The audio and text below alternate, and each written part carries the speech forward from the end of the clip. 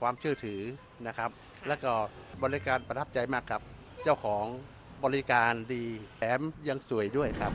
สวัสดีค่ะเจ๊จอย CPN Car Center ค่ะวันนี้นะคะเจ๊ก็อยู่กับลูกค้าอีกหนึ่งเคสประทับใจค่ะ ลูกค้านะคะก็เป็นนักธุรกิจนะคะ แล้ววันนี้นะคะ ตัดสินใจมาออกรถที่ร้านเจ๊จอย เดี๋ยวเรามาถามความในใจลูกค้านะคะ ว่าทำไมถึงตัดสินใจออกรถที่ร้านเจ๊ค่ะ ตามเจ๊มาเลยค่ะ สวัสดีค่ะ คุณพ่อชื่ออะไรคะ ครับผมชื่อวัชพลกาวีอินครับ วันนี้ทำไมถึงตัดสินใจออกรถที่ร้านเจ๊จอยค่ะ การที่จะซื้อรถเราต้องมีการสอบถามหรือว่าหาสถานที่ที่เหมาะสมน่าเชื่อถือ แล้วก็เจ้าของนะครับบริการดีวิสัยทัศน์ดีแถมยังสวยด้วยครับ โอ้ยขอบพระคุณค่ะ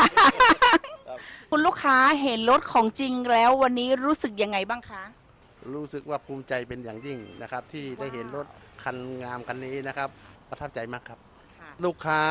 ทุกท่านหรือว่าที่กำลังมองจะซื้อรถนะครับในเรื่องของรถมือสองรถใหม่ ทุกแบบทุกรุ่นที่ไหนนะครับ ให้